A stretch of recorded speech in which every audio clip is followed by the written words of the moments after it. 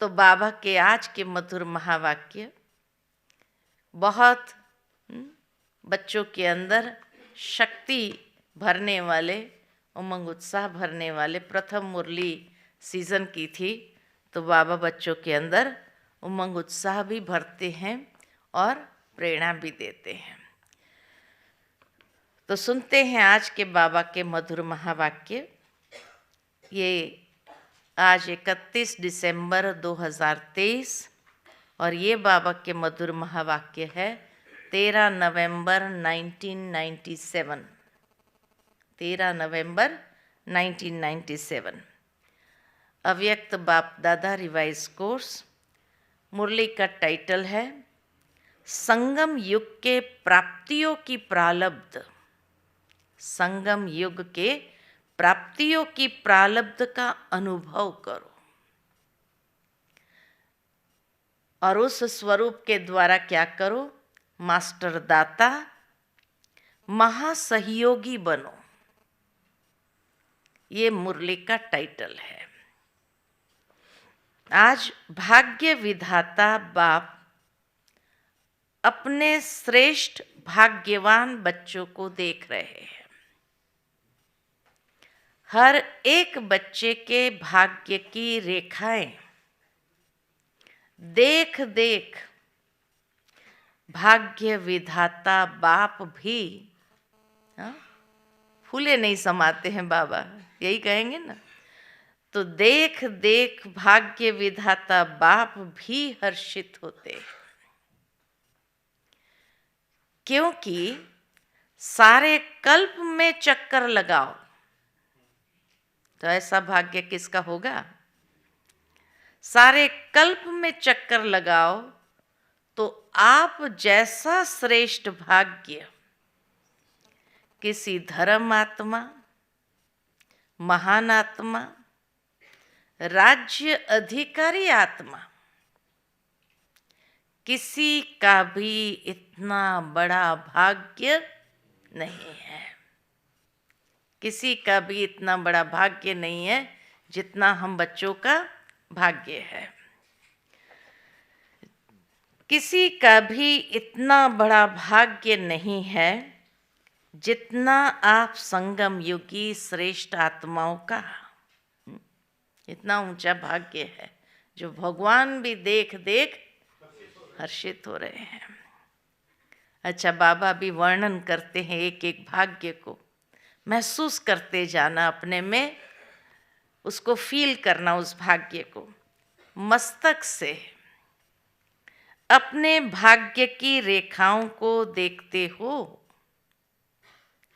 बाप दादा हर एक बच्चों के मस्तक में चमकती हुई ज्योति की श्रेष्ठ रेखा देख रहे हैं।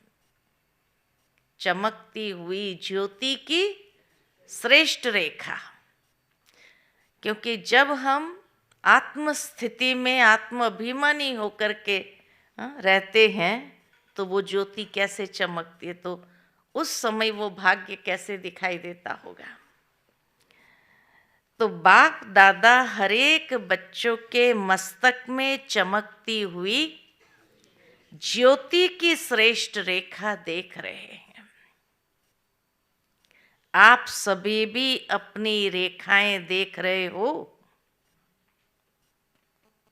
अच्छा, फिर नैनों में मस्तक में ज्योति की रेखा, नैनों में देखो तो स्नेह और शक्ति की रेखाएं स्पष्ट है। स्नेह और शक्ति, जैसे देवियों के नैनों में दिखाते कि एक नैन में स्नेह, एक नैन में शक्ति स्वरूप। मुख में देखो मधुर श्रेष्ठ वाणी की रेखा चमक रही है। होठों पर देखो रूहानी मुस्कान, रूहानी खुशी की झलक की रेखा दिखाई दे रही है। हृदय में देखो व दिल में देखो तो दिलाराम के लव में लवलीन रहने की रेखा स्पष्ट है। दिलाराम के लव में लवलीन रहने की श्रेष्ठ रेखा देख रहे हैं। हाथों में देखो, दोनों ही हाथ सर्व खजानों से संपन्न होने की रेखा देखो। और पांव में देखो, हर कदम में पदम की प्राप्ति की रेखा स्पष्ट है। हर कदम में पदम की रेखा, पदम के प्राप्ति की रेखा स्पष्ट है। कितना बड़ा भाग्य है। कोई रिपीट कर सकता है? हाँ, कोई रिपीट कर सकता है सारे भाग्य की रेखाएं? अच्छा, मस्तक में ज्योति की, चमकती ज्योति की श्रेष्ठ रेखा।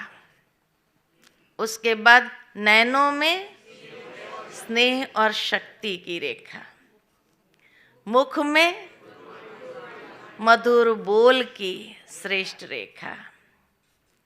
होठों पर रूहानी मुस्कान, रूहानी खुशी की रेखा।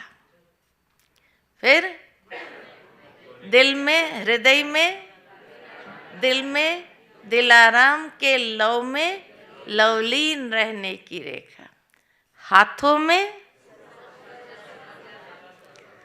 सर्व खजानों से संपन्न होने की रेखा। और पैरों में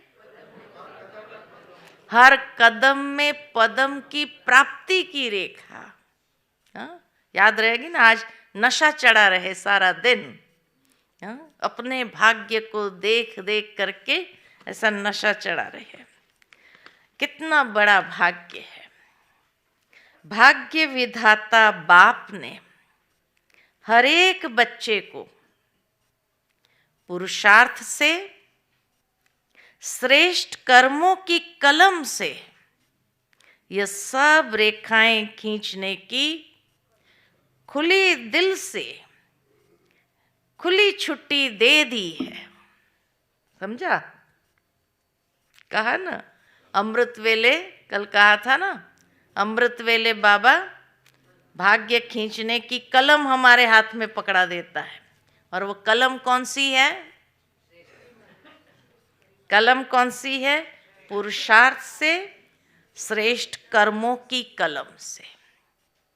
पुरुषार्थ और श्रेष्ठ कर्मों की कलम से बाबा ने हमें पकड़ा दी वो कलम। अब जितनी लंबी रेखा खींचना चाहो, खुली छुट्टी है, खींच लो, है ना। अमृत वेले ये भाग्य विधाता बाबा देता है। लेकिन अमृत वेले अगर ऐसा हुआ तो, कोई हाथ में पेन पकड़ा हो, कलम पकड़ी हो, हाँ, और झुटका आ जाए तो वो क्या होगा? कलम ऐसे हो जाएगी। आप देखेंगे, अगर आपके हाथ में कलम हो, डायरी हो, और अगर ऐसे हो गया तो वो कलम नीचे हो जाएगी, है ना।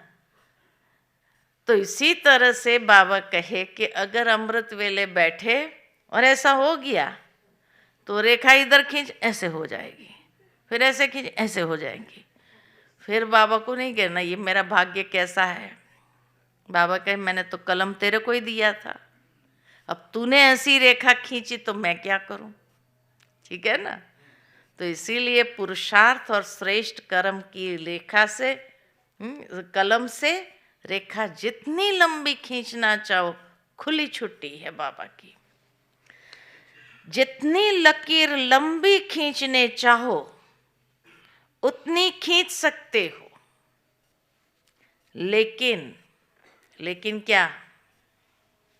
लेकिन समय के अंदर खींचना, यानी समय के बाद नहीं। ये नहीं कि 5 बजे के बाद भी आपको हाथ में कलम मिलेगी, आप समय के अंदर, है ना।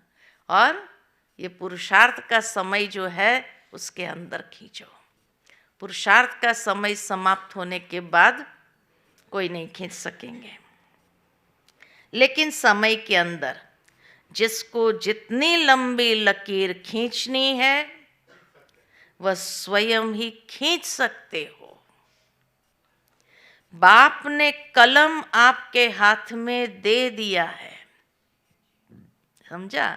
बाप ने कलम आपके हाथ में दे दिया है तो वह लकीर खींचने आती है।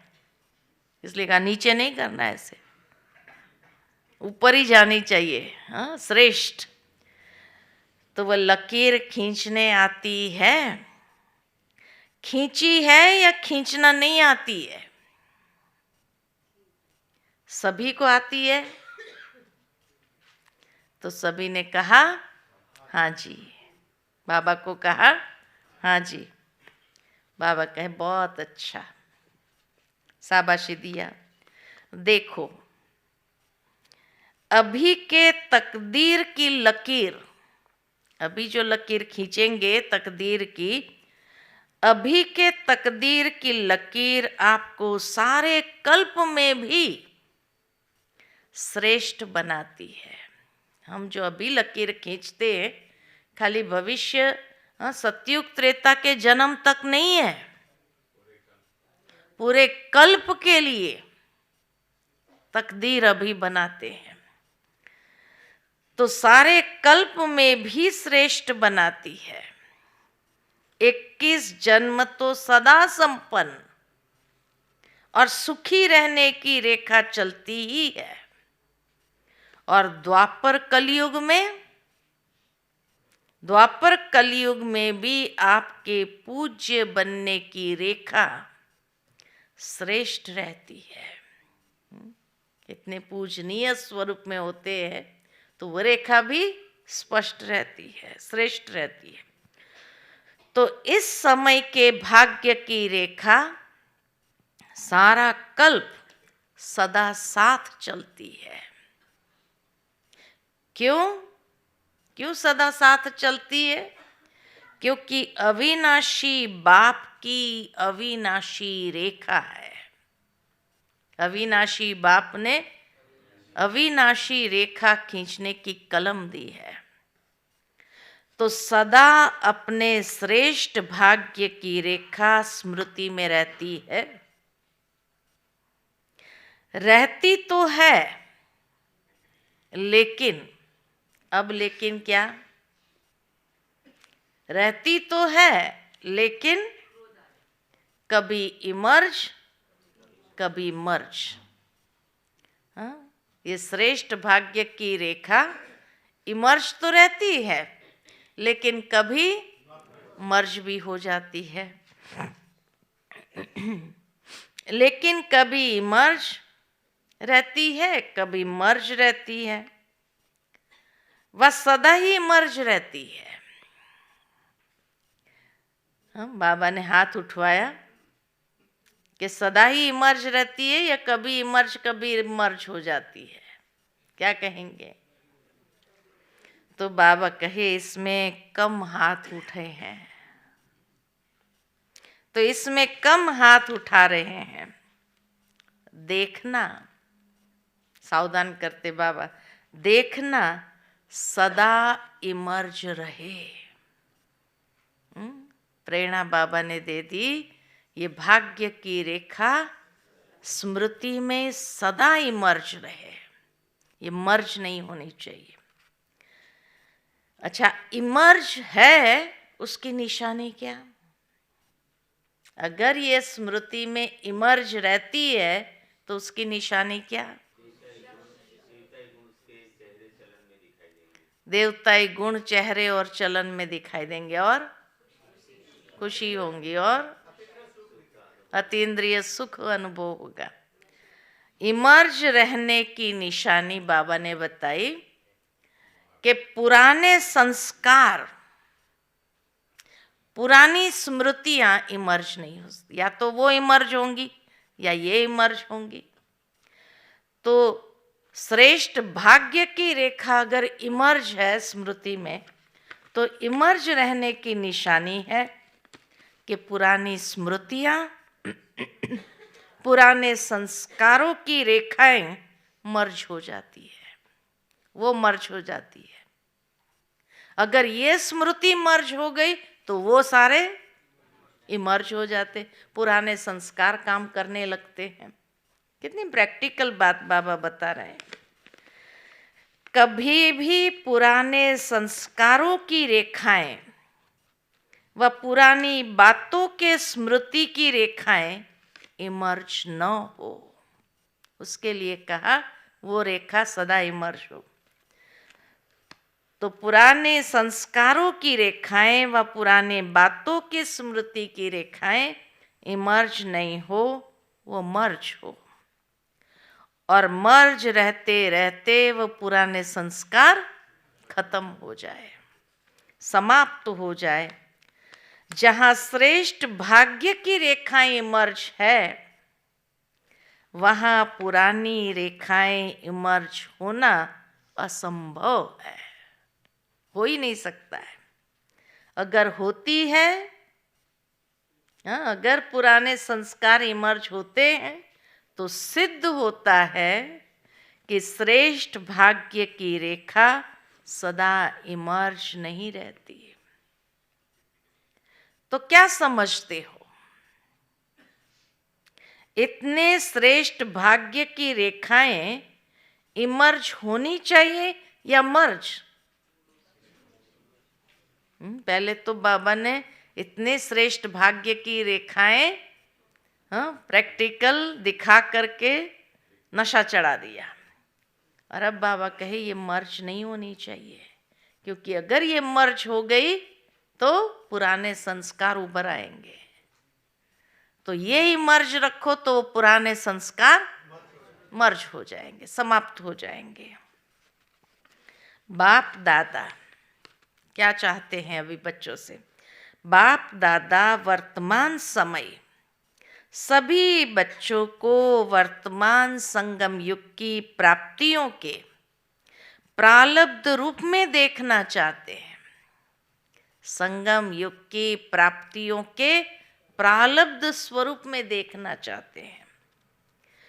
पुरुषार्थ बहुत समय किया, अब बाबा के पुरुषार्थ नहीं करो, अभी प्रालब्ध स्वरूप में रहो। अभी पुरुषार्थ स्वतः चले, मेहनत वाला पुरुषार्थ नहीं। क्या अंत तक पुरुषार्थ की मेहनत ही करते रहेंगे? पूछते बाबा, क्या अंत तक मेहनत ही करते रहना है क्या? संगम युग के प्राप्तियों की प्रालब्ध का अनुभव अब नहीं करेंगे तो कब करेंगे? भविष्य की प्रालब्ध अलग चीज है। बाबा भविष्य की प्रालब्ध की बात नहीं कर रहे हैं, भविष्य के प्रालब्ध अलग चीज है। वह तो आपके इस पुरुषार्थ के प्रालब्ध की परछाई है, संगम युग के प्रालब्ध की परछाई है। वह तो आपके पीछे पीछे आपे ही आएगी। लेकिन विशेष बात है इस समय के प्रालब्ध प्राप्त करने की, इस समय के प्रालब्ध के प्राप्त करने की। ऐसे नहीं कोई पूछता है कैसे हो, क्या हाल चाल है, तो अभी तक यही नहीं कहते रहो कि पुरुषार्थ चल रहा है। पुरुषार्थ तो है, लेकिन पुरुषार्थ की प्रालब्ध अभी अनुभव करो, पुरुषार्थ के प्रालब्ध की अभी अनुभव करो। अच्छा, वो प्रालब्ध कौन सा है? संगम युगी पुरुषार्थ का प्रालब्ध कौन सा है? सर्वशक्ति संपन्न, सर्व शक्ति संपन्न, सर्व ज्ञान संपन्न और सर्व विघ्न विनाशक मूर्त। ये अभी की प्रारब्ध भविष्य में स्वतः ही प्राप्त होगी। तो ये संगम युगी प्रारब्ध है, सर्वशक्ति संपन्न, सर्व ज्ञान संपन्न और सर्व विघ्नों को विनाश करने वाले मूरत। तो इस संगम युग की प्रारब्ध के स्वरूप में हम बैठे बाबा को याद करें। संगम युग में बने हैं हम सबसे भाग्यवान, बाबा है भाग्य विधाता, हम हैं उनकी संतान। संगम युग में बने हैं हम सबसे भाग्यवान, बाबा है भाग्य विधाता, हम हैं उनकी संतान। होठों पे मुस्कान रूहानी, माथे पे चमके तारा, स्नेह शक्ति स्वरूप नयन है, दिल में है प्रभु प्यार भरा। हाथों में संपन्नता की रेखा चमक रही, हर कदम में पदम पदम प्राप्तियां झलक रही। हाथों में संपन्नता की रेखा चमक रही, हर कदम में पदम पदम प्राप्तियां झलक रही।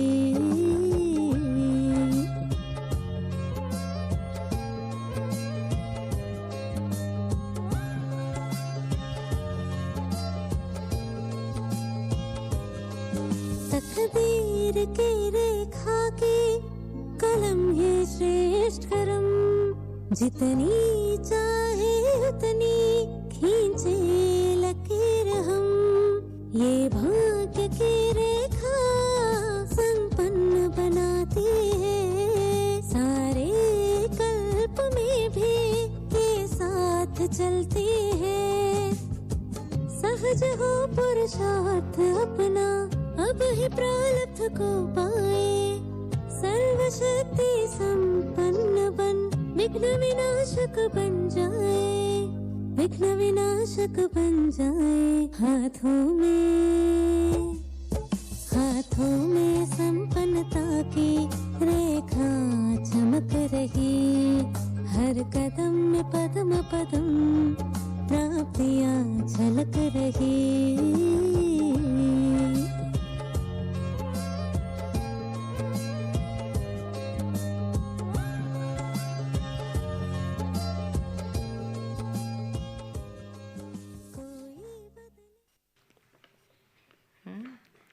तो सारे गीत के द्वारा भी मुरली रिपीट हो गई अब तक की।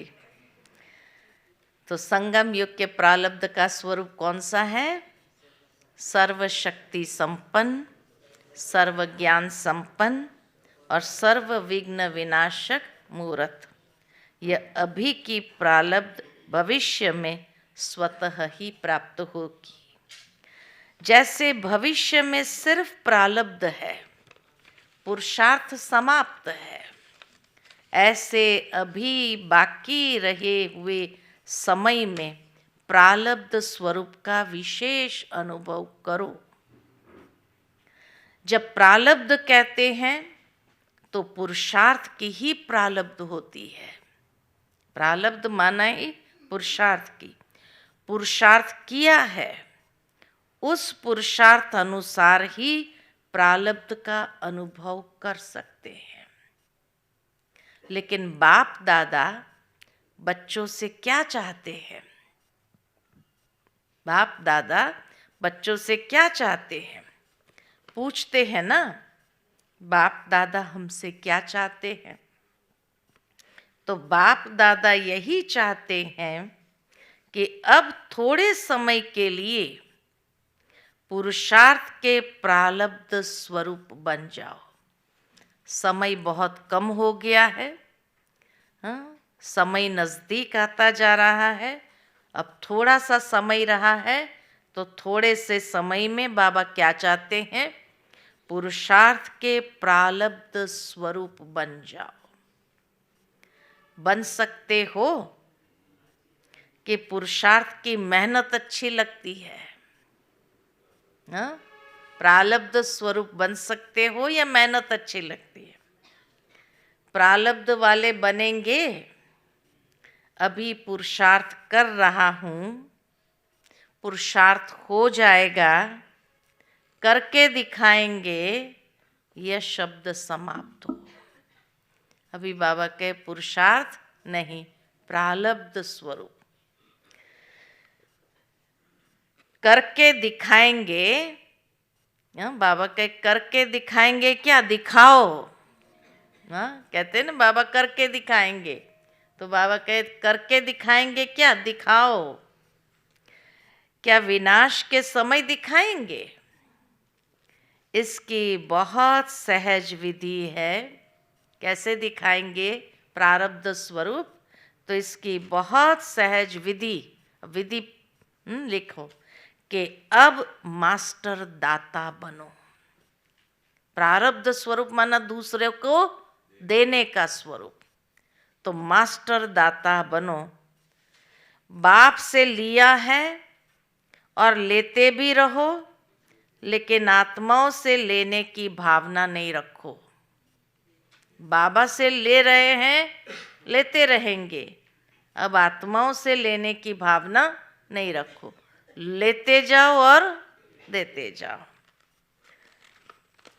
यह कर ले तो ऐसा हो ना, ये व्यक्ति कर ले तो ऐसा हो, यह बदले तो मैं बदलूं, यह लेने की भावना है।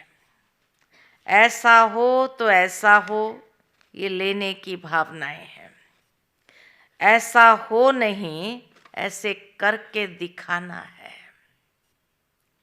हो जाए तो नहीं, लेकिन होना ही है और मुझे करना है, मुझे वाइब्रेशन देना है, मुझे रहम दिल बनना है, मुझे गुणों का सहयोग देना है, मुझे शक्तियों का सहयोग देना है।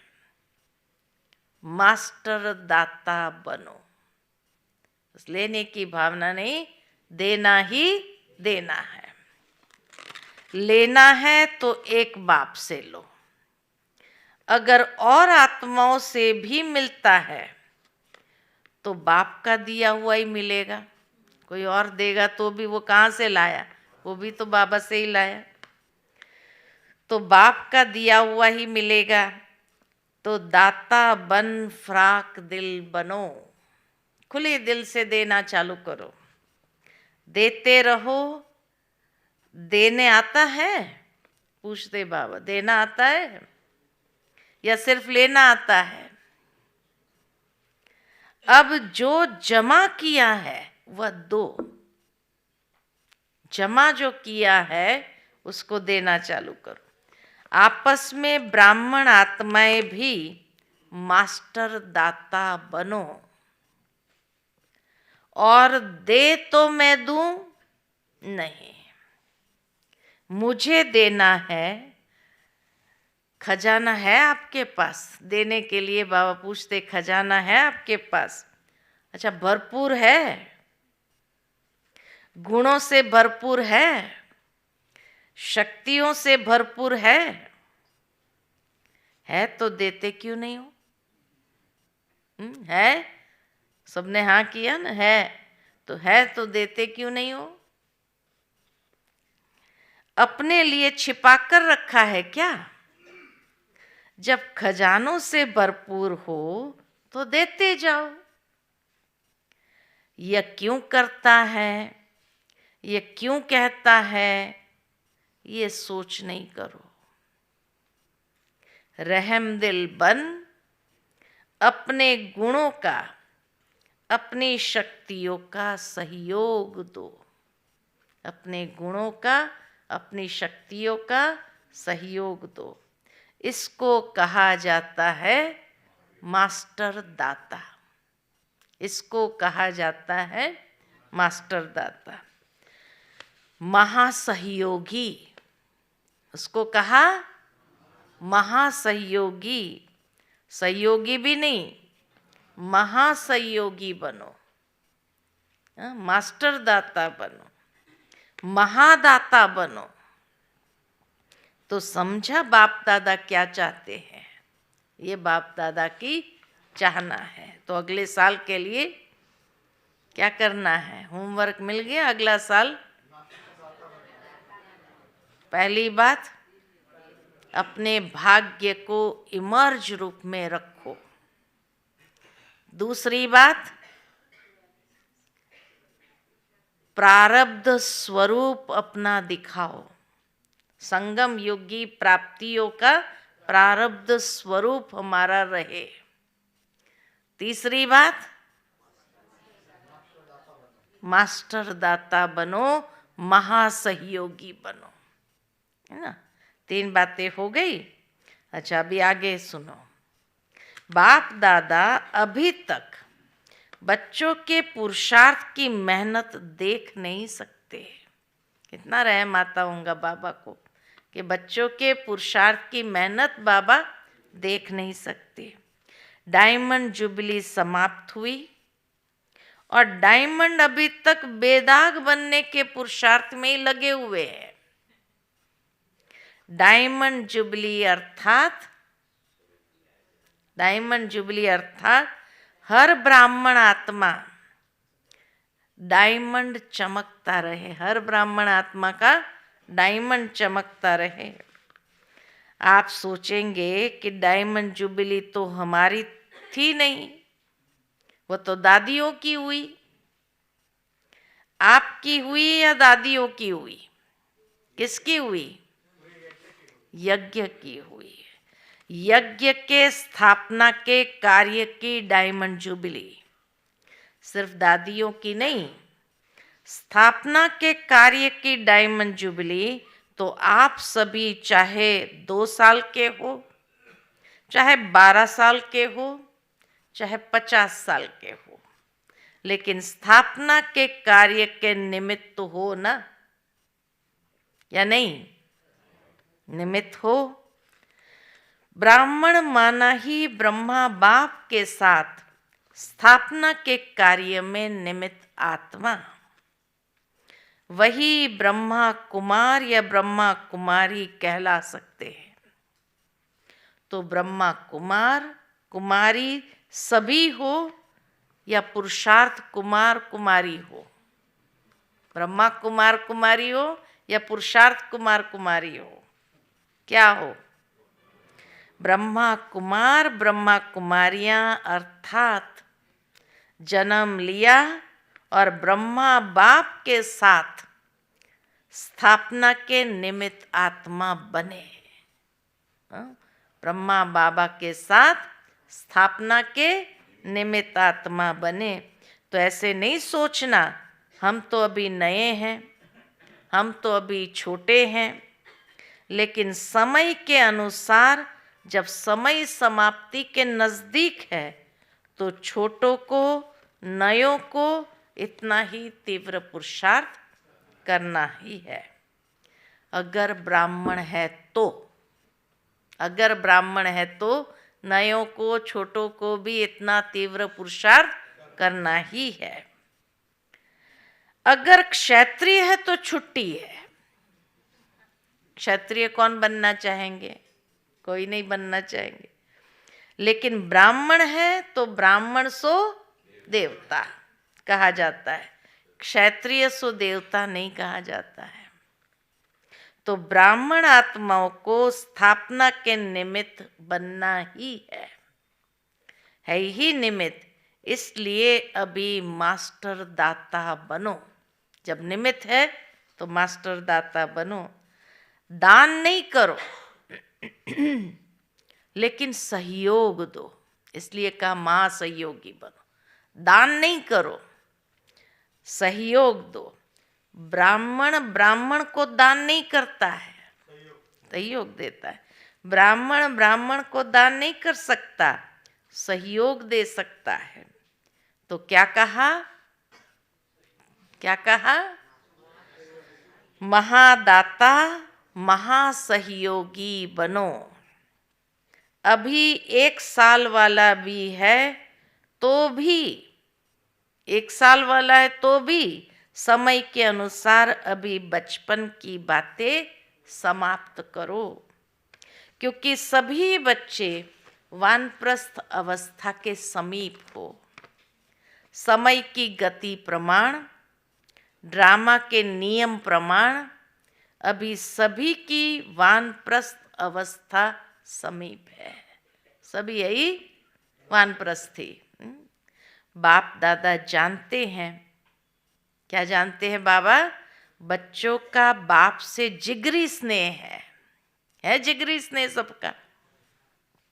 जिगरी स्नेह है ना? कंफर्म करते बाबा, है ना? या ऊपर ऊपर का स्नेह है? दिल का स्नेह है तब तो भाग कर आते हैं, है ना? सुबह सुबह भाग करके आना, तो जिगरी स्नेह होगा तभी तो आएंगे। तो दिल का स्नेह है तब तो भाग कर आए हो ना। मधुबन में भी जाते, भाग भाग करके जाते हैं। देखो बेहद के हॉल में उसी समय डायमंड हॉल बना था, तो देखो बेहद के हॉल में बेहद के बाप के बच्चे बेहद के रूप में विराजमान है। दृश्य सामने लाओ। ये हॉल अच्छा लगता है ना या दूर लगता है? देखो बैठने में तो दूर है, लेकिन बाप दादा अपने दिल की बहुत बड़ी स्क्रीन में आप सब दूर बैठे हुए बच्चों को अति समीप देख रहे हैं, दूर नहीं देख रहे हैं। बाप दादा के दिल की स्क्रीन बहुत बड़ी है, सब बच्चे समा जाते हैं उसमें। अभी तक साइंस वालों ने भी इतनी बड़ी स्क्रीन नहीं निकाली है, इसलिए आप दूर नहीं बैठे हो, बाबा के बाप दादा के दिल में बैठे हो, ऐसा समझते हो। कुर्सी पर बैठे हो, दरी पर बैठे हो या दिल में बैठे हो? दिल में बैठे। दृश्य तो बहुत अच्छा सुंदर लग रहा है। फुल पीछे तक भरा हुआ है। बाबा की दृष्टि एकदम लास्ट तक जाती है। बाबा के फुल पीछे तक भरा हुआ है, या कुछ खाली है? बाप दादा देख रहे हैं, पीछे थोड़ा खाली है। कितने दूर तक बाबा की दृष्टि जाती हो? देखो आप लोगों को बाप दादा ने काम दिया था। अब बाबा आते हैं होमवर्क पर कि बाप दादा ने आप लोगों को काम दिया था। क्या काम दिया? हाँ, आप भूल गए होंगे, लेकिन बाप दादा को याद है। कौन सा काम दिया था? तो किसी ने कहा क्रोध मुक्त बनने का। पिछली मुरली थी ना, क्रोध मुक्त होने का। तो बाबा के आज वह नहीं पूछेंगे, क्रोध मुक्त कितना हुआ वो नहीं पूछेंगे। पहला चांस लिया है ना, सीजन की पहली मुरली है, तो पहला चांस लिया है ना, तो आज क्रोध मुक्त नहीं पूछेंगे। क्योंकि अगर पूछा तो बाबा के दिल शिकस्त हो जाएंगे, तो स्टार्टिंग में ही बाबा थोड़ी दिल शिकस्त करेगा। बाप दादा को रिजल्ट पता है। हाँ? बाप दादा को रिजल्ट पता है। पूछेंगे बाद में, आप लोगों से भी वहाँ से रिजल्ट मंगाएंगे। जो विदेश वाले बैठे थे तो बाबा के वहाँ से रिजल्ट मंगाएंगे। आज छोड़ देते हैं, क्रोध मुक्त के लिए आज छोड़ देते हैं। कभी टाइम तो चाहिए ना, एक ही हफ्ता हुआ है हम लोगों को, तो इसलिए बाबा के आज छोड़ देते हैं। तो काम दिया था कि 9 लाख तैयार करके दिखाओ। याद है? हर जोन को कहा था। तो किस जोन ने 9 लाख तैयार किए हैं? उस समय बाबा के सन्मुख बंगाल बिहार वालों का टर्न था सेवा का। तो बंगाल बिहार ने 9 लाख तैयार किया है? चुप है, बोलते नहीं है। चलो एक जोन नहीं, सभी जोन ने, देश विदेश वालों ने मिलकर 9 लाख तैयार किए हैं। विदेश वाले बताएं, 9 लाख है। बाप दादा तो अपनी डेट फिक्स करते हैं और उसी फिक्स डेट पर आते हैं। बाबा तो अपनी फिक्स डेट पर ही आते हैं। आप भी सभी बातों की डेट फिक्स करते हो।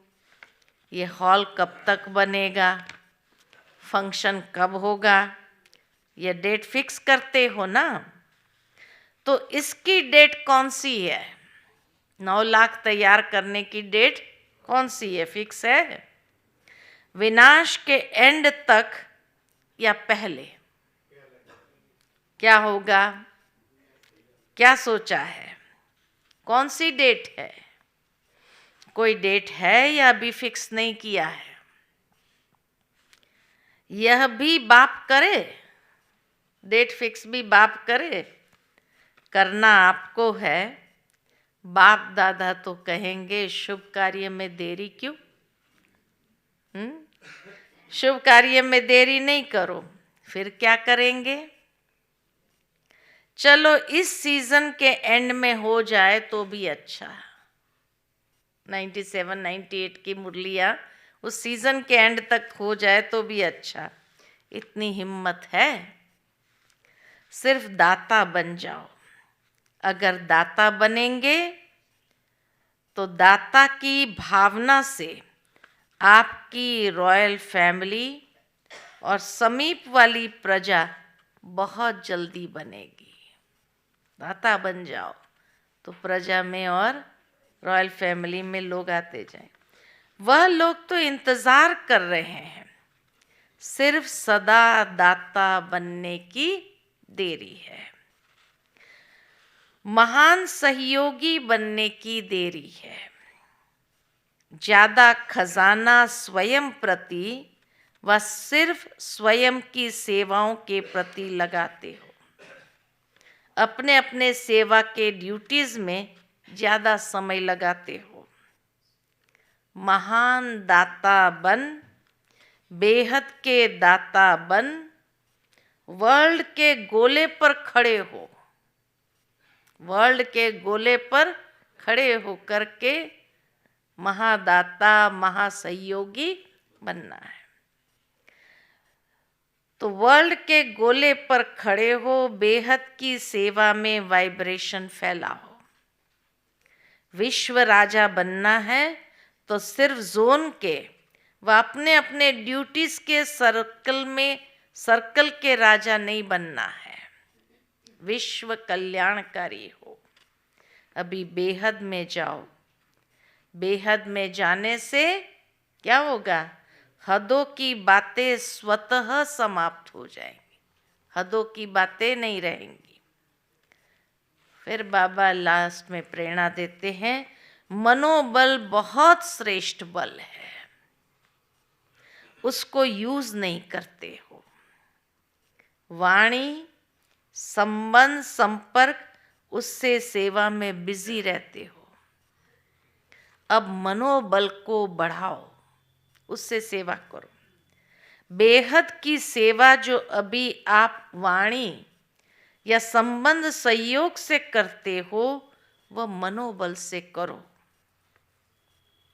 तो मनोबल की बेहद की सेवा अगर आपने बेहद की वृत्ति से मनोबल द्वारा विश्व के गोले के ऊपर ऊंचा स्थित हो, बाप के साथ परमधाम की स्थिति में स्थित हो, थोड़े समय भी ये सेवा की तो आपको इसकी प्रारब्ध क्या होगा? कई गुना ज़्यादा मिलेगी। आजकल के समय और सरकमस्टेंस के प्रमाण अंतिम सेवा कौन सी है? मनसा सेवा। अंतिम सेवा यही मनसा व मनोबल की सेवा है। इसका अभ्यास अभी से करो। वर्ल्ड के गोले पर खड़े हो करके क्या करो, वो वाइब्रेशन फैलाओ। चाहे वाणी द्वारा व संबंध संपर्क द्वारा सेवा करते हो, लेकिन अब इस मनसा सेवा का अभ्यास अति आवश्यक है। साथ साथ अभ्यास करते चलो। समझा क्या करना है? यह मनसा सेवा वही रंगत दिखाएगी। कौन सी? वही रंगत दिखाएगी जो स्थापना के आदि में बाप की मनसा द्वारा रूहानी आकर्षण ने बच्चों को आकर्षित किया। और मनसा सेवा के फलस्वरूप अभी भी देख रहे हो कि वही आत्माएं अब भी फाउंडेशन में है। दादियाँ अभी भी फाउंडेशन में है। ड्रामा अनुसार यह बाप की मनसा आकर्षण का सबूत है। बाप की मनसा आकर्षण का ही सबूत है। जो कितने पक्के हैं, दादियाँ हमारी कितनी पक्की थी, तो अंत में भी अभी बाप के साथ आपकी मनसा आकर्षण, रूहानी आकर्षण से जो आत्माएं आएगी वह समय अनुसार, समय कम, मेहनत कम और ब्राह्मण परिवार में वृद्धि करने के निमित्त बनेगी। वही पहले वाली रंगत अंत में देखेंगे। जैसे आदि में क्या रंगत देखी? ब्रह्मा बाप को साधारण न देख श्री कृष्ण के रूप में अनुभव करते थे।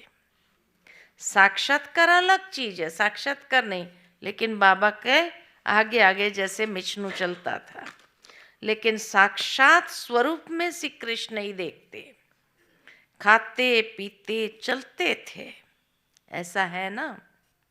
तो स्थापना में एक बाप ने किया और अंत में आप बच्चे भी आत्माओं के आगे साक्षात देवी देवता दिखाई देंगे। वह समझेंगे ही नहीं ये कोई साधारण है। वही पूज्यपन का प्रभाव अनुभव करेंगे। तब बाप सहित आप सभी के प्रत्यक्षता का पर्दा खुलेगा। अभी अकेले बाप को नहीं करना है, बच्चों के साथ प्रत्यक्ष होना है। जैसे स्थापना में ब्रह्मा के साथ विशेष ब्राह्मण भी स्थापना के निमित्त बने, ऐसे समाप्ति के समय भी बाप के साथ साथ अनन्य बच्चे भी देव रूप में साक्षात अनुभव होंगे। उसके लिए यही जो आज सुनाया, क्या कौन सी बात सुनाई? अभी से प्रालब्ध स्वरूप में स्थित रहो। छोड़ो छोटी छोटी बातों को। क्या कहते बाबा? छोड़ो छोटी छोटी बातों को, अब ऊंचे जाओ। विशेष प्रालब्ध स्वरूप का साक्षात्कार स्वयं भी करो और कराओ। समझा? अभी सभी अपने अनादि स्वरूप में, परमधाम का अनादि स्वरूप में 1 सेकंड में स्थित हो सकते हो, क्योंकि अंत में 1 सेकंड की ही सीटी बजने वाली है। तो अभी से अभ्यास करो। और बाबा ने ड्रिल कराई, बस अशरीरी अवस्था में टिक जाओ। अच्छा, सर्व चारों ओर के बच्चों को સભી કો ઊભા કરો. બાબાને રિસ્પેક્ટ યાદ પ્યાર વખતે આપવાનું. આજથી શરૂ કરાવો. સલામે કરાવો. બાબા सर्व જ્યારે एक યાદ मिनट પ્યાર આપે છે ને, તો હમણાં યાદ પ્યાર આપશે એટલે આપણે બધા ઊભા થઈએ અને બાબાના યાદ પ્યાર સ્વીકાર કરીએ. તમારે બેસી રહેવાનું. सर्व चारों ओर के बच्चों को सदा भाग्य की रेखाएं इमर्ज रूप में स्मृति में रखने वाली आत्माओं को, सदा अपने संगम योगी सर्व प्राप्ति स्वरूप प्रालब्ध को अनुभव करने वाले सदा मास्टर दाता, मास्टर सहयोगी आत्माओं को, सदा मनसा सेवा द्वारा विश्व के आत्माओं के कल्याणकारी आत्माओं को बाप दादा का याद प्यार और नमस्ते। हम सभी रूहानी बच्चों की रूहानी माता पिता बाप दादा को याद प्यार, गुड मॉर्निंग और नमस्ते नमस्ते। शुक्रिया बाबा, शुक्रिया। आज का बाप दादा का मधुर वरदान है,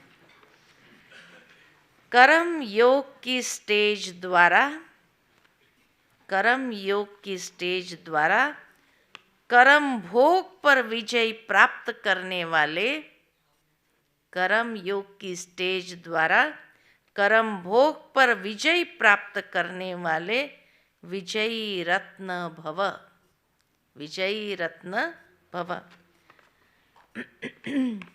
कर्म योगी बनने से शरीर का कोई भी कर्म भोग भोगना का अनुभव नहीं कराता। मन में कोई रोग होगा तो रोगी कहा जाएगा। अगर मन निरोगी है तो सदा तंदुरुस्त है, तन भी दुरुस्त है। सिर्फ शेष शैया पर विष्णु के समान ज्ञान का सिमरण कर हर्षित होते, मनन शक्ति द्वारा और ही सागर के तले में जाने का चांस मिलता है। ऐसे कर्म योगी ही कर्म भोग पर विजय प्राप्त कर विजयी रत्न बनते हैं। आज का स्लोगन, साहस को साथी बना लो तो हर कर्म में सफलता मिलती रहेगी। साहस को साथी बना लो तो हर कर्म में सफलता मिलती रहेगी। अच्छा, ओम शांति। आज का व्यक्त इशारा,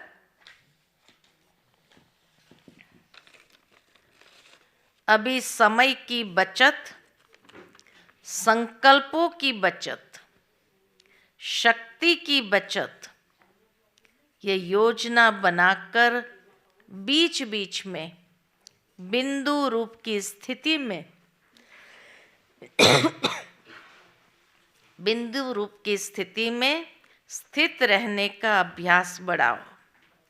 इस स्थिति में रहने से कोई भी इविल स्पिरिट व इविल संस्कार का फोर्स आपके ऊपर वार नहीं करेगा। बिंदु रूप स्थिति में स्थित हो जाओ तो कोई भी इविल स्पिरिट का फोर्स आपके ऊपर वार नहीं करेगा। आपका ये शक्ति रूप इविल स्पिरिट को भी मुक्त करेगा, लेकिन उन्हों का सामना करने के लिए आप अपनी समस्याओं से मुक्त बनो, अपनी समस्याओं से मुक्त बनो। आज का जीवन मुक्त स्थिति का अनुभव करने के लिए मैं बिंदी रूप हूँ, मैं बिंदु रूप हूँ, ये सारा दिन अभ्यास करना है। अच्छा, ओम शांति।